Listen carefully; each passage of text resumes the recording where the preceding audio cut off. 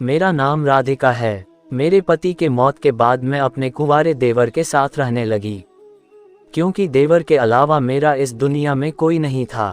मेरे देवर का नाम राजीव था।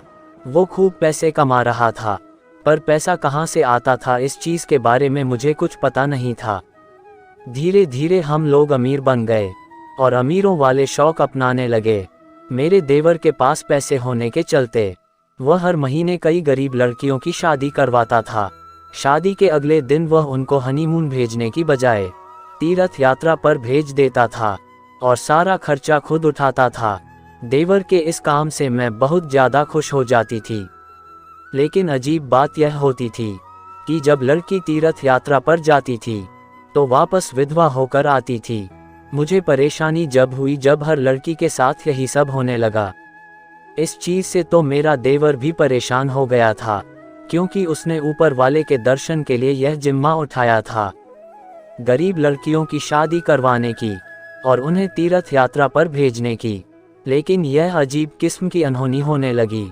एक दिन मेरे देवर ने मुझसे कहा कि भाभी, इस चीज़ का किसी को पता मत चलने देना कि जो भी लड़की शादी के बाद तीर्थ यात्रा पर जाती है तो वह विधवा होकर वापस आती है। मुझे देवर की बात बड़ी अजीब लगी थी। मेरे हिसाब से तो लड़कियों को मालूम होना चाहिए था, क्योंकि हर एक के साथ अजीब व गरीब सा हादसा होता था जो हर लड़की के साथ हो रहा था। मैंने यह बात अपने देवर को समझने की कोशिश की। जब लड़कियों को अपने पति के साथ तीर्थ यात्रा पर भेजते हो और वापस आते समय वह विधवा हो जाती है, तो फिर तुम उन्हें तीर्थ पर भेजते ही क्यों हो? मेरी इस बात पर मेरा देवर भड़क उठा। अचानक से अपने देवर के इस रवैया से मैं काफ़ी ज़्यादा डर गई थी, क्योंकि मेरे देवर ने इससे पहले कभी ऐसी बात नहीं की थी, बल्कि वह मुझे भाई की विधवा मानता था और इसी वजह से वह मेरी अपनी बड़ी बहनों की तरह इज्जत किया करता था। लेकिन आज जिस तरह से मेरे देवर ने मुझसे बात की थी, उसके इस रवैये से मुझे यकीन नहीं हो रहा था। फिर मैंने अपने बेटे को खाना खिलाया और सुला दिया, जबकि खुद की नींद उड़ चुकी थी, क्योंकि मेरे देवर का रवैया दिन बाद दिन खराब होता चला जा रहा था। मेरा देवर रात भर घर नहीं आया और मैं उसका इंतजार करती रही। कहीं न कहीं अब मुझे अपने देवर पर शक होने लगा कि वह कोई गलत काम करता है, क्योंकि कुछ ही दिनों में मेरे देवर ने इतना पैसा कमा लिया था कि वह अब काम करना भी बंद कर देगा तो पूरे जीवन बैठकर खाएगा। जब से मुझे अपने देवर की हकीकत के बारे में पता चला कि लड़कियों को तीर्थ यात्रा पर भेजना और उसके पति का देहांत हो जाना, तमाम विचार मेरे दिमाग में घूम रहे थे। काफ़ी सोच विचार के बाद मुझे इस बात का यकीन होने लगा कि दाल में कुछ काला जरूर है। उस रात वह घर वापस नहीं आया था।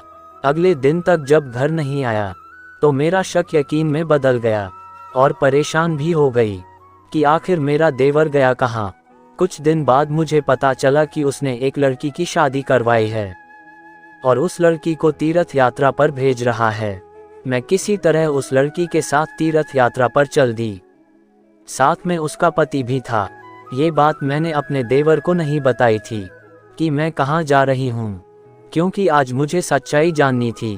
तीर्थ पर पहुँचने के बाद अचानक से उस लड़की का पति गायब हो गया।